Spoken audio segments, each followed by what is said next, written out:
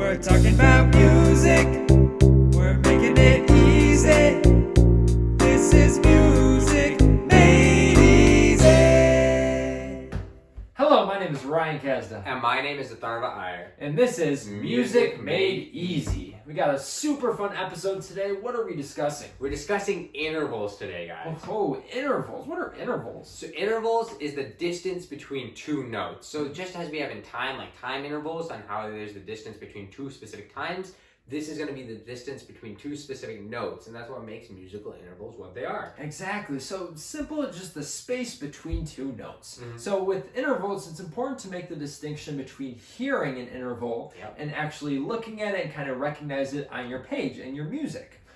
So with that said, we'll have different kind of playing, singing examples with the keyboard here, but we're also going to project the intervals on the screen so you can kind of make the connection there. And another connection you guys can make is to your scales. Remember how we talked about whole and half steps? Well, whole and half steps are dealt greatly in intervals. You'll notice that, for example, a C to D, those are the first two notes of the C major scale. However, that is also a major second interval, which we'll go over what they are going on there. And Ryan, there's some prefixes. You want to cover some of those? Yeah, exactly. In fact, you kind of alluded to it there. Atharva just said major second. So with all the intervals, you'll have a number be stated, but you'll also have these different prefixes. One is major, one is minor.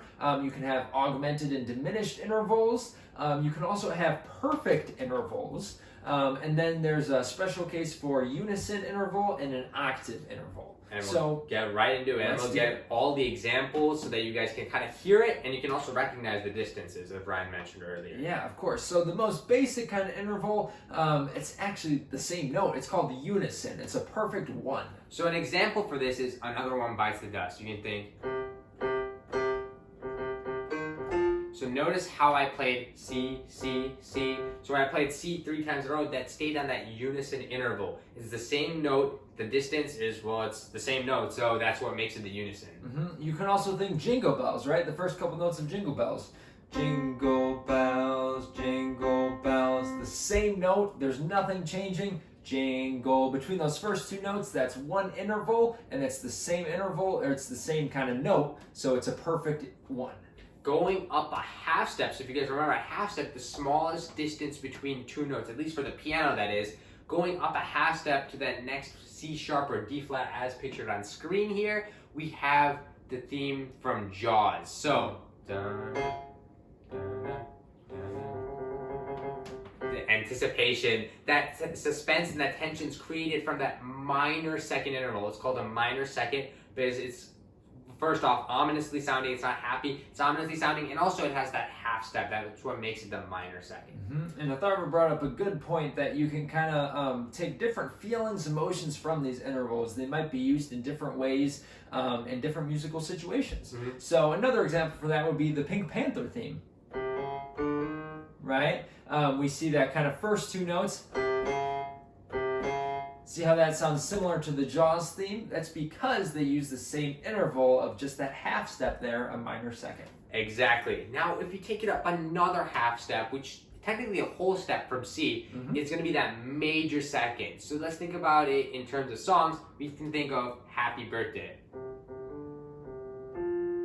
So, da, da, da. The first is a unison, but then going to that C to D is that major second. That's what makes it Happy Birthday. Happy birthday, C to D. Another one you can think is Rudolph. Rudolph the red-nosed reindeer. So C to D, once again, a whole step, that's a major second interval. And then going up another half step, we have the minor third. And this is something you might recognize because we had these in our minor triads. For instance, C minor triad, the first two notes, C to E flat, that is our minor third. You can think of Smoke on the Water. So notice I went C, E flat. Doing that is a minor third. And there's another example. Yeah, this one is Hallelujah. Hallelujah. So those first two notes we're focusing on, da, da, C to E flat, it has that minor third interval. Exactly. Then going up another half step is the major third, and you guys probably recognize this one as well from our major triad. That C to E is the first two notes in our major triad or arpeggio or chord that we're working with. You can think of Spring by Vivaldi. So that's the major third. Mm-hmm. You can also think When the Saints Go Marching In. Right, so those first two notes, da, da, oh, when the saints, that C and E is creating that major third interval that you see in your major triad. Exactly. Now we're going to go on to a different prefix. We worked with minor and major, now we're going to perfect. So the reason that this next interval is perfect is because it's stable. It can kind of stand, when it stands independently, it has this solidarity. So that first perfect interval that we're going to, well, second technically, because we learned about the unison, which is the perfect one, we're going to learn about the perfect four. So that's C to F. So you can think of Here Comes the Bride, comes the bride, like that. That can work with the perfect fourth. Exactly. You can also think Amazing Grace. Amazing Grace, right? Mm-hmm. C, F, perfect fourth. You can think Star Wars. Right? And so on. And the goal here is that we're doing it with C. You can try this with any note, starting on any note, going to any other note. Each one will have a unique interval. Exactly. And you can try, as Ryan said, on any note. So don't be afraid to try on your own. If you're playing on whatever instrument that you practice on, go ahead, try practicing from, if you start on C to E, just for example, for a major third, you can also go from D to F sharp, because we know that's a major third as well. Yeah. Moving on in the kind of hierarchy, we have the augmented and diminished. So with an augmented and diminished, the reason it's called both of them, an augmented fourth specifically and a diminished fifth, the reason it's called both is because of the way you approach the tone. If you go from the bottom, it's an augmented fourth. So think about augmented triads, how we raise the note. So going from a C to F sharp is raising. However, if you were to do it as if it were a diminished chord, remember where we lowered the fifth, you could go from C to F sharp as if you're approaching it from the G way. That also is a diminished fifth. So augmented fourth, diminished fifth depends on which way you're approaching. It also has another name which you can formally hear in jazz. It's tritone. That's called a tritone interval. Yeah, and Atharva brought up a great point. You can hear these intervals coming from different directions, which we're actually going to explain a little more in depth later. Yeah. But some examples for this one, you can think Maria from West Side Story. Maria, right? It kind of has that little clash. Da, da. It's not the prettiest interval, but when used in the cool context, it can be. Right? Exactly. Context changes everything in music. Sorry, yeah, he does have a good point. Context for these all help and make the songs that they are. Continuing, another example is the Simpsons thing. Going from there, that's the Simpsons when they started doing the same interval kind of found in Maria. Moving on to the next perfect interval is going to be our perfect fifth. Another reason, stable, C to G. If you remember from our triads, that's our first note and our fifth note. Just using that same, and then knowing that it can be found in songs like Twinkle Twinkle Little Star, Twinkle Twinkle Little Star. Doing that, you can go da da da. I think I hit it. There you go. So Twinkle Twinkle Little Star, that's your first perfect fifth interval example. Yep. You can also think of My Favorite Things.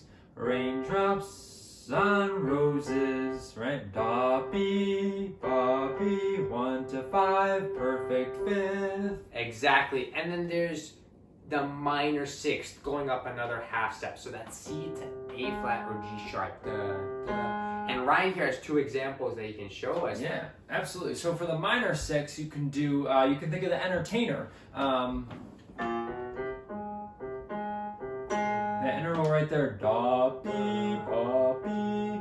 You can also think of Black Orpheus, da dee do dee do dee ah. Both of those have that C to kind of A flat, that minor sixth interval. Exactly. Now going up another half step is that major sixth. You can think of NBC.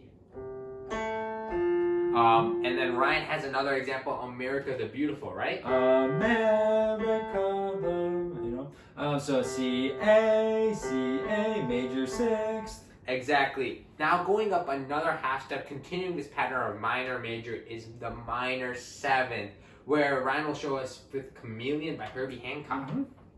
So kind of the opening little like bass line riff on the keyboard.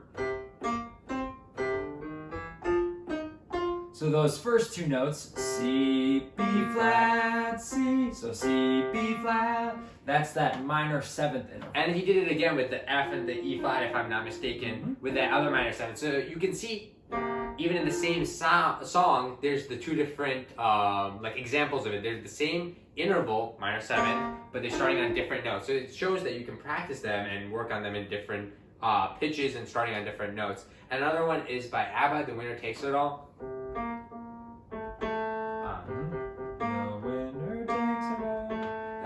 There's another example of a minor 7th found in music. Absolutely. Moving on, we now have a major 7. This one's cool because it's almost approaching that starting note, which is C we're working with, but it's not quite there. So this would be C to B.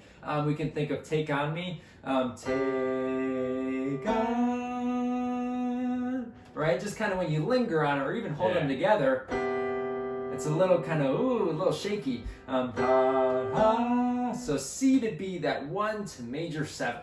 That's a good example. And then moving on to the final one that we'll be talking about today is the perfect 8th, or known as the octave. So they're the same note, just farther apart. So if you remember from scales, if you play the first degree and the first degree but higher at the end of your scale, that's an octave. So Somewhere Over the Rainbow is a good example. You can also think of The Office, right? Da, dee, da, da, da, da, da, da, da, da, da, and so on. That opening interval, C, C, that kind of high jump would be your octave. And I mentioned earlier with the augmented and diminished intervals that these intervals can be inverted. So Ryan, would you like to show us an example of an inverted interval? I'd love to. So we can start off, we'll stick with C for now. I thought I was going to show you a different one though. So C, let's say we go C to E. We just discussed that was a major 3rd, and we went up for all those intervals. You can also go down and kind of come up with your own tunes that you hear, but what's important is that the interval actually kind of flips. So up, you see C to E is a major 3rd, but if I take C and then go down to E, it's now a minor 6th. So it's important that you notice that the major turned to minor, and now it's not a 3rd anymore, it's a 6th. So there's an important kind of rule we can follow to help us with our numbers. So the 3 went to the 6 because these intervals add up to 9. So the easiest way to think about it is the first one is a 3rd. How do I get it to add up to 9? So do 9 minus 3 and get the 6. So you know it's a 6th. And then you flip the major to minor. And I'll show you another example with this G to F. G to F, that's a minor 7th.